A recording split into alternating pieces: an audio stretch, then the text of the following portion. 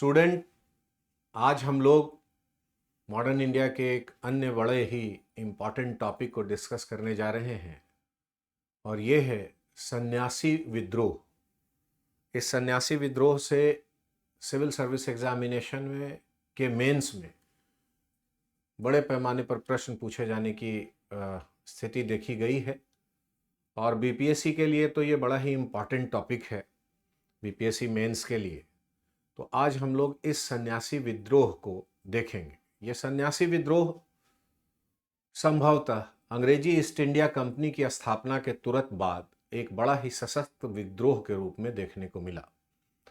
1757 के पलासी के युद्ध की पुष्टि 1764 के बक्सर के युद्ध में हुई और लगभग उसी समय ये सन्यासी विद्रोह होता हुआ दिखाई दे। जैसा कि नाम से पता चल रहा है कि सन्यासियों के द्वारा किया गया विद्रोह है। मुख्य रूप से ये जो सन्यासी थे वो शंकराचार्य के संप्रदाय बाद के कालखंडों में 10 भागों में विभक्त हो गए, 10 संप्रदायों में विभक्त हो गए। उसमें एक संप्रदाय था गिरी संप्रदाय। ये गिरी संप्रदाय के सन्यासियों के द्वारा प्रारंभ किया गया था और लगभग 1800 ईस्वी तक ये विद्रोह छिटपुट चलता रहा। हालांकि इस विद्रोह को दबाने का श्रेय वॉरेन हेस्टिंग्स को दिया जाता है, लेकिन प्रारंभिक ईस्ट इंडिया कंपनी की नीतियों के परिणाम स्वरूप ये उत्पन्न हुआ विद्रोह था और इसमें सन्यासियों के साथ बड़े पैमाने पर अन्य लोगों ने भी भूमिका अदा की थी, लेकिन मुख्य रूप से ये सन्यासियों तक सीमित था। इसलिए इस विद्रोह को सन्यासी विद्रोह की संज्ञा दी जाती है। तो चलिए हम आज इस सन्यासी विद्रोह को देखते हैं। जैसा कि मैंने आपको कहा कि लगभग 1763 में प्रारंभ होकर ये 1800 ईस्वी तक चला।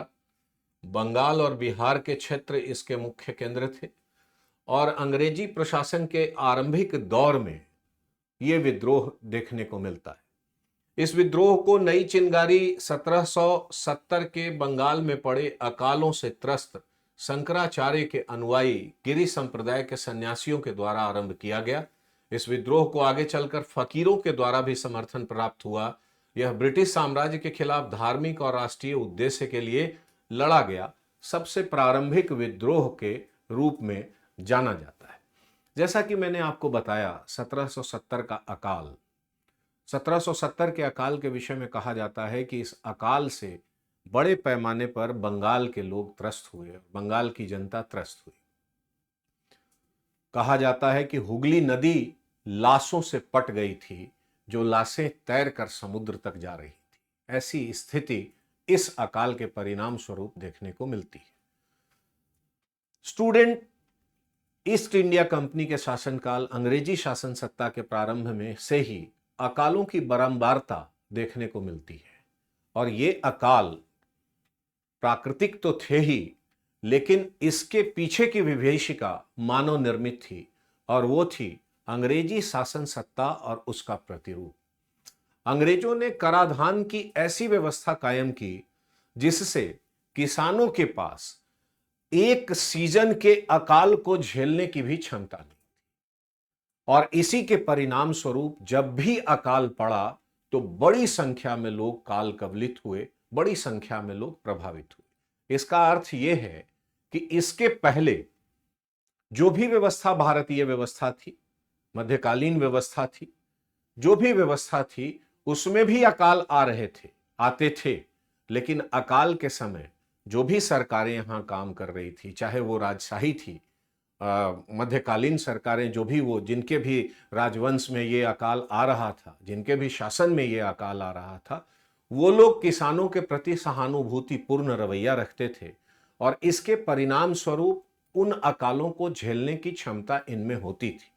एक तो कराधान की पद्धति इस तरीके की होती थी जिससे कि उनके पास अधिशेष बचा रहता था और एकाध सीजन के अकाल को वो झेल लेते थे। लेकिन अंग्रेजी शासन सत्ता के प्रारंभ से ही कराधान की दरें इतनी कठोर और इतनी बड़ी थी कि एक सीजन के लिए भी इनके पास अधिशेष की स्थिति नहीं रहती थी और जब कभी भी यह अकाल उत्पन्न होता था प्राकृतिक कारणों से, तब ये मानवीय कारण जो अधिशेष इनके पास नहीं होने देने के लिए जिम्मेवार था, उसके कारण बड़े पैमाने पर इसकी प्रभाविता देखी जाती थी और ये अकाल अंग्रेजी शासन में भारतीय भूभाग की एक बड़ी विभीषिका बनी, जो एक प्रमुख इंपॉर्टेंट टॉपिक है, आप लोग इस बात को जानते हैं। तो 1770 के अकाल से भी ये बड़े पैमाने पर इस विद्रोह को चिंगारी मिली, जिसने बंगाल को बड़े पैमाने पर प्रभावित भी किया था।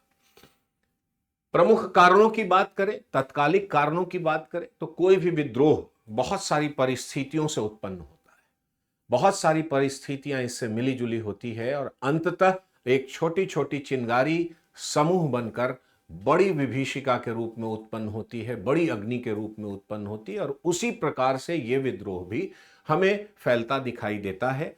कुछ इसके तात्कालिक कारण थे, जिसके कारण मिले जुले कारणों के परिणाम स्वरूप यह विद्रोह उत्पन्न हुआ, जिसमें सबसे पहला कारण था तीर्थ यात्रा कर। जमींदारों और कृषकों का दमन अंग्रेजी शासन सत्ता के शुरू से ही हो रहा था और सन्यासियों की सुविधा पर तरह तरह की पाबंदियां लगा दी जा रही थी। अंग्रेजों ने अपना खजाना शीघ्र भरने की चिंता में इसी क्रम में सन्यासियों पर तीर्थ यात्रा कर लगा दिया। यह तीर्थ यात्रा कर लगने से सन्यासी व्यापक पैमाने पर प्रभावित हुए और उद्वेलित थे। दूसरा, 1770 का अकाल हम लोग बात कर चुके हैं। अंग्रेजी शोषण से परेशान जनता खेती छोड़कर पलायन करने लगी थी। इसी समय बंगाल में एक भीषण अकाल पड़ा, हजारों लोग भूखमरी के शिकार हुए और काल कवलित हो गए। अंग्रेजों के शोषण से बंगाल इतना खोखला हो गया था कि वह 6 महीने का सूखा भी नहीं सह सका और यह अकाल इतनी भयानक थी कि हुगली नदी की धार में प्रतिदिन लाशें तैरकर समुद्र तक जा रही थी। इस तरीके की स्थितियां उत्पन्न हो गई थी। सन्यासियों की कर मुक्त भू संपदा पर कर लगा दिया। तीसरा प्रमुख कारण था कि सन्यासियों के कर मुक्त भू संपदा पर कर लगा दिया गया और इस भू संपदा पर कर लगाने के कारण सन्यासियों में प्रतिशोध की भावना व्यापक पैमाने पर उत्पन्न हो रही थी। सन्यासियों के शस्त्र धारण करने पर भी प्रतिबंध लगा दिया गया। वॉरेन हेस्टिंग्स, जो तत्कालीन बंगाल का गवर्नर जनरल था, उन्होंने सन्यासियों के शस्त्र धारण करने पर प्रतिबंध लगा दिया। ये सन्यासी अपने पारंपरिक शस्त्रों को आत्मरक्षा के लिए अपने साथ रखते थे और वॉरेन हेस्टिंग्स ने इनके इन शस्त्रों को रखने से पाबंदी लगा दी गई और इन सभी कारणों के परिणाम स्वरूप व्यापक पैमाने पर असंतोष था और इसी के मिले जुले कारणों के परिणाम स्वरूप सन्यासियों ने विद्रोह कर दिया।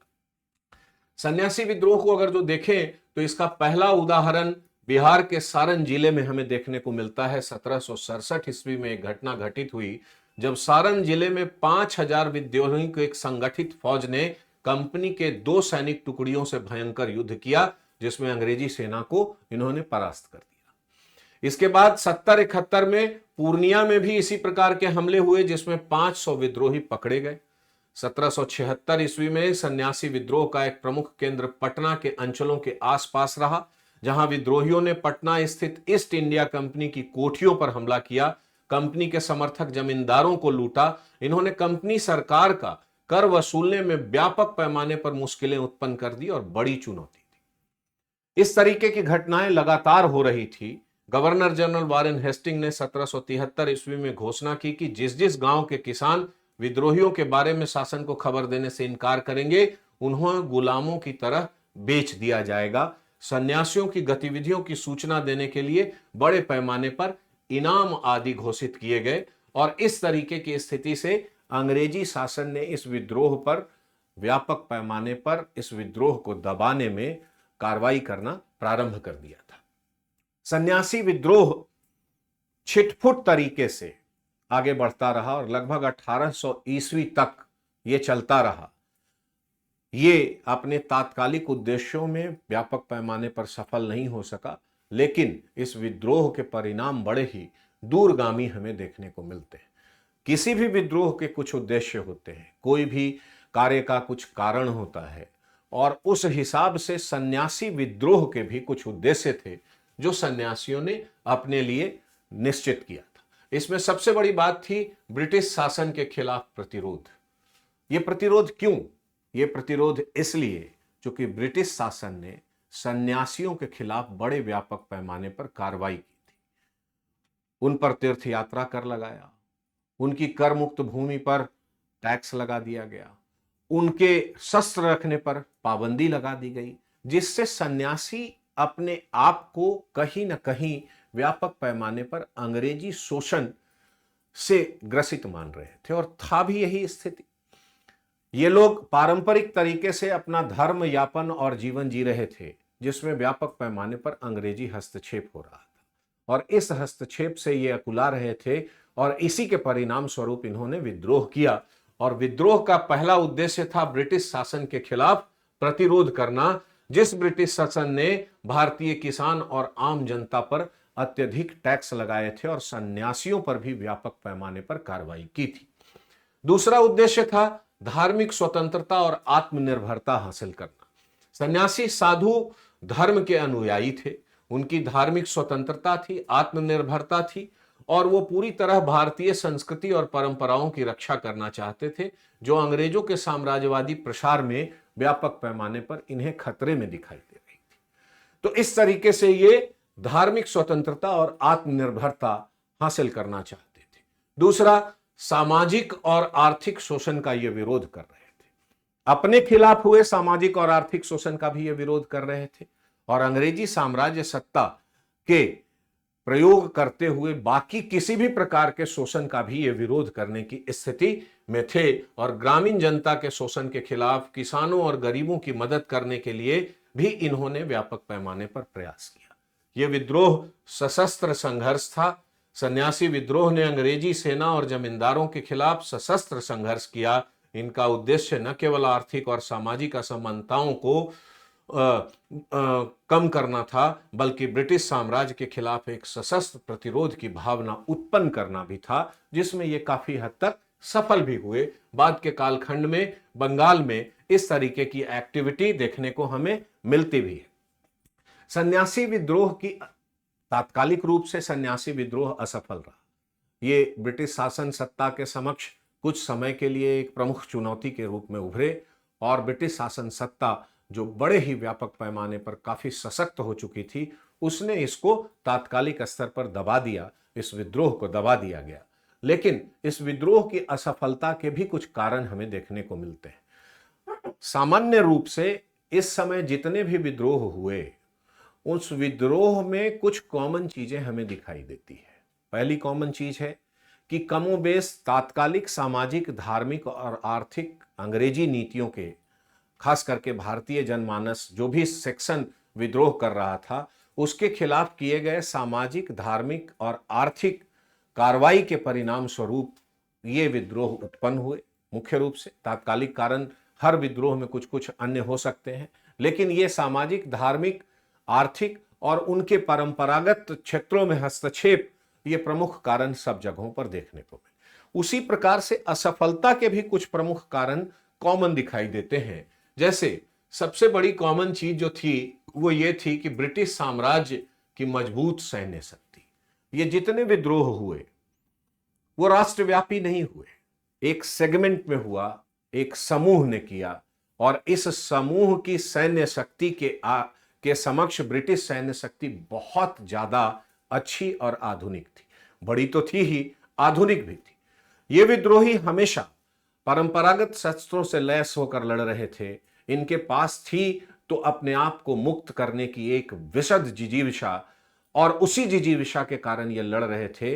लेकिन सामने एक ऐसा साम्राज्यिक शक्ति थी जिसके साम्राज्य में सूर्य अस्त नहीं होता, विश्व के सबसे आधुनिकतम फौज में उसे माना जाता था, और उस फौज के सामने, अत्याधुनिक हथियारों से लैस उस फौज के सामने, पारंपरिक हथियारों से लैस ये सिर्फ अपनी हिम्मत और हौसले से लड़ रहे थे, ना कि इनके लड़ाई में कहीं कोई तारतम्यता थी और ना कोई तुलना था। तो इस दृष्टिकोण से ब्रिटिश साम्राज्य की मजबूत सैन्य शक्ति के कारण इन्हें दबा दिया गया, ये असफल हुए। दूसरा, विद्रोहियों का असंगठित होना। यह भी एक कॉमन फैक्टर हर जगह आपको दिखेगा कि ये लोग संगठित रूप से विद्रोह नहीं कर पा रहे, ना ही जनता का व्यापक समर्थन मिल पा रहा, ना ही जनमानस व्यापक पैमाने पर तत्कालीन समय तक यह समझ पा रहा था कि, खास करके इस समय तक यह समझ पाया था कि अंग्रेजी शासन सत्ता का प्रतिरूप कैसा होगा और कितने दुर्धर्ष तरीके से उन पर शासन होगा, और क्या भारत एक राष्ट्र के रूप में उदय होकर इसको पूरी तरह से अपने आप को मुक्त करा पाएगा। तत्कालीन समय का भारत तो बंगाल का भारत था, अवध का भारत था, कश्मीर का भारत था, पंजाब का भारत था, हैदराबाद का भारत था, तो मराठवाड़ा का भारत था। भारत एक भौगोलिक इकाई मात्र रह गई थी, एक राष्ट्रीय इकाई तो बाद के समय में राष्ट्रवादी आंदोलन की पौध ने विकसित किया, जो जब वट वृक्ष बना तो अंग्रेज भारत को छोड़कर जा सके। तो इस तरीके से तत्कालीन समय में इस तरीके की राष्ट्रीय भावना सीमित ही अर्थों में क्यों न फैली हो, एक बड़ी उपलब्धि थी कि अंग्रेजों के खिलाफ यह लड़ाई लड़ी गई। और विद्रोहियों का असंगठित स्वरूप होना, कोई स्थिर नेतृत्व नहीं था, संगठनिक कोई चर्चा नहीं थी, संघर्ष बहुत हद तक स्थानीय तौर पर और व्यक्तिपरक था, जिससे इन्हें एकजुट होकर एक सशक्त मोर्चा बनाने में कठिनाई। तीसरी प्रमुख कारण हर जगह देखने को मिलता है, आर्थिक कारण। 1770 में बंगाल में अकाल हो चुका था, व्यापक पैमाने पर लोग निर्धन हो गए थे, उनके पास कुछ नहीं था। तो इन सन्यासियों के पास अपने पास भी कुछ बहुत ज्यादा संसाधन नहीं थे जिससे कि ये लंबी लड़ाई लड़ सकते थे, और ना ही इनको सपोर्ट करने के लिए संसाधन बचा था। तो इस दृष्टिकोण से आर्थिक तौर पर भी इन्हें किसी प्रकार की मदद नहीं मिल सकी, और लंबे समय तक संसाधनों के अभाव में ये विद्रोही सिपाही अंग्रेजी सैन्य शक्ति के समक्ष खड़े रहने में असमर्थ थे। तो ये एक प्रमुख कारण हमेशा देखने को आपको मिलेगा। फिर जन सहयोग की कमी। यह विद्रोह जो था, सन्यासी विद्रोह, उसको जन समर्थन नहीं मिला। हालांकि कई स्थानीय समुदायों ने भाग लिया, लेकिन अधिकांश जनसंख्या या तो निष्क्रिय रही या ब्रिटिश सरकार की सहयोगी बनी। तमाम विद्रोहों में आपको यह भी चीजें कॉमन दिखाई देगी कि पूरे भारत के लोग या पूरे बंगाल के लोग एक साथ इस लड़ाई में नहीं कूदे। जैसा कि मैंने आपको पहले बताया, तत्कालीन समय में राष्ट्रीय भावना, राष्ट्रीय अभिव्यक्ति नहीं के बराबर थी। इस कारण से इस तरीके की स्थितियां उत्पन्न नहीं हो सकी थी। ब्रिटिश प्रशासन का दमनात्मक रवैया। अवश्य जब ब्रिटिश शासन के खिलाफ विद्रोह किया गया तो ब्रिटिश शासन ने कठोर दमनात्मक कार्रवाई की, विद्रोहियों को पकड़कर खत्म कर दिया गया, विद्रोहियों के खिलाफ बर्बर कार्रवाई की गई, सार्वजनिक अभियोजन करके इनके संघर्ष को कुचला गया, और इस तरीके से इनके संघर्ष को कुचलने की स्थिति उत्पन्न हुई। एक अन्य कारण था धार्मिक और सांस्कृतिक विभाजन। सन्यासी विद्रोह में विभिन्न धार्मिक और सांस्कृतिक समूह के लोग शामिल हुए, लेकिन इनके बीच आपसी मतभेद था, जिससे एकजुट होकर लड़ाई में कठिनाई हुई, और इस कारण से भी ये विद्रोह, ये कारण भी रहा इस विद्रोह की असफलता का। तो ये सारे कारण मिलजुल कर इस विद्रोह को असफल बना रहे थे, लेकिन विद्रोह अपने तात्कालिक उद्देश्यों को प्राप्त नहीं कर सका। विद्रोह असफल रहा, लेकिन इस विद्रोह के बड़े ही दूरगामी परिणाम हमें देखने को मिलता है। इस परिणाम के संदर्भ में अगर जो हम देखें तो सबसे पहला परिणाम आया ब्रिटिश सरकार की प्रतिक्रिया। सन्यासी विद्रोह ने ब्रिटिश ईस्ट इंडिया कंपनी को भारतीय जनता के प्रतिरोध का सामना करने के लिए मजबूर किया था, और सरकार ने विद्रोहियों के खिलाफ कड़ी कार्रवाई की और उनका दमन करने के लिए सैनिकों को तैनात किया, और विद्रोह दबाने के लिए व्यापक सैन्य अभियान किए गए। तो ये तो ब्रिटिश प्रतिक्रिया थी, ब्रिटिश परिणाम था। विद्रोहियों का दमन किया गया, अंततः ब्रिटिश सेना ने इसको दबा दिया। ब्रिटिश विद्रोहियों के नेता सदस्य पकड़े गए, उन्हें सजा दी गई, मारे गए, और कुछ को गिरफ्तार कर लिया गया। लेकिन इस विद्रोह ने भारतीय समाज में ब्रिटिश शासन के खिलाफ एक नई चेतना उत्पन्न की कि ब्रिटिश शासन के खिलाफ अपने हितों के संरक्षण में संघर्ष किया जा सकता है और करना चाहिए, चूंकि अपने हितों का संरक्षण अपने धार्मिक, सामाजिक, आर्थिक, राजनीतिक परंपराओं का निर्वहन बहुत आवश्यक है, और उस पे यदि कुठाराघात होता है तो सीमित अर्थों में ही सही लोग उठ खड़े हुए, और उठ खड़े होने के लिए लोगों को आगे प्रेरित करते रहे। सामाजिक और धार्मिक दबाव भी देखने को मिलता है इस परिणाम के तहत। सन्यासी विद्रोह के दौरान विद्रोही नेताओं ने धर्म और समाज के प्रति अपने विचार व्यक्त किए। उन्होंने ब्रिटिश शासकों की नीति और जमींदारों द्वारा किए गए शोषण का विरोध किया। इसके परिणाम स्वरूप समाज में शोषण के खिलाफ प्रतिरोध की भावना को बल मिला, जो बाद में भारतीय स्वतंत्रता संग्राम में सहायक साबित हुई। अंततः लगभग 100 वर्ष बाद बंकिम चंद्र चटर्जी ने अपने प्रसिद्ध उपन्यास आनंद मठ में सन्यासी और फकीरों के संघर्ष की पृष्ठभूमि को दर्शाया, जो ब्रिटिश शासन के विरुद्ध संघर्ष कर रहे सेनानियों के भारतीय स्वतंत्रता संग्राम में योगदान की भावना को फिर से जीवित करने में व्यापक पैमाने पर, आप कह सकते हैं कि व्यापक पैमाने पर इन सन्यासियों के किए गए बलिदान ने आगे आने वाले राष्ट्रवादियों को, आगे आने वाले संघर्ष के सिपाहियों के लिए व्यापक पैमाने पर नजीर पेश की।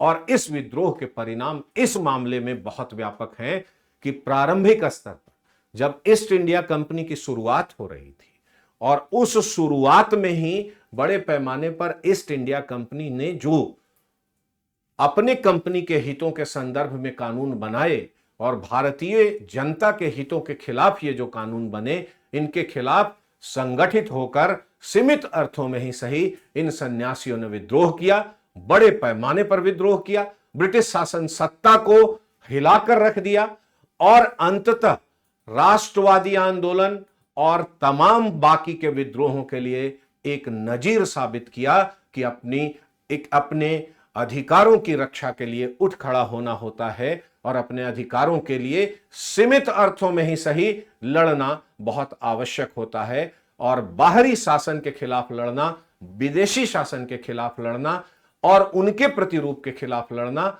हमारी जरूरत है। और इस दृष्टिकोण से यह भारतीय स्वतंत्रता संग्राम में बहुत ही व्यापक रूप से इनके नेताओं और इनके बलिदानियों की चर्चा होती रही। हालांकि सन्यासी विद्रोह का दमन कर दिया गया, लेकिन इसने भारतीय जनता में ब्रिटिश शासन के विरोध प्रतिरोध की भावना को जीवित रखा और भारतीय स्वतंत्रता संग्राम के भविष्य के आंदोलन के लिए प्रेरणा स्रोत बन गई।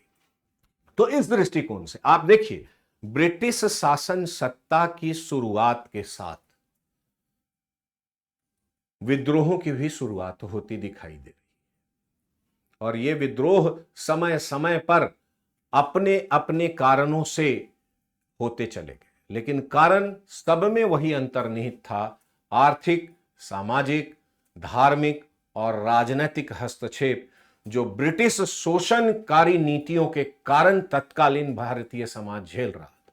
जिस समाज में यह उद्वेलन हुआ उसने विद्रोह किया और यह चिंगारी भारत के अन्य छोटे छोटे हिस्सों में छोटे छोटे पैमाने पर ही जलती रही, जिसने एक बड़े आंदोलन की पूर्व पीठिका तैयार की और अंततः हमारा राष्ट्रवादी आंदोलन इसी पृष्ठभूमि पर, इन्हीं बलिदानियों की पृष्ठभूमि पर आधारित था, जो अंत में जाकर व्यापक पैमाने पर भारत की आजादी के साथ सफल हो सका।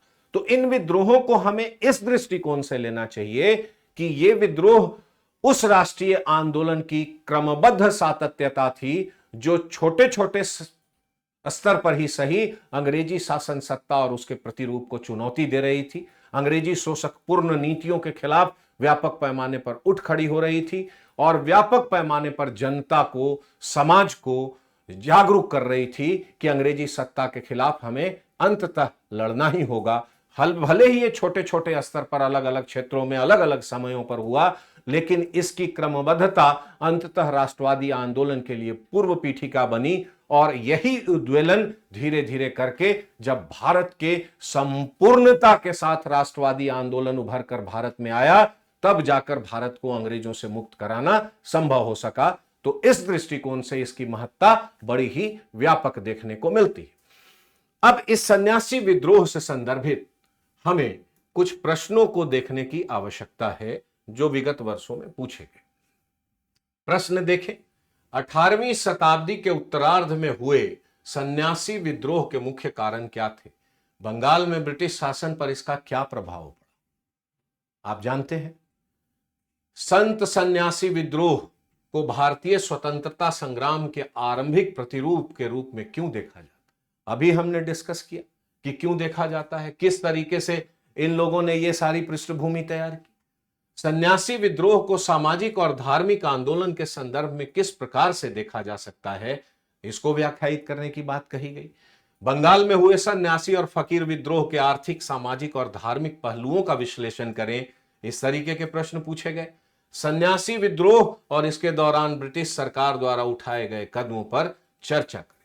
तो ऐसे प्रश्न पूछे जा रहे हैं।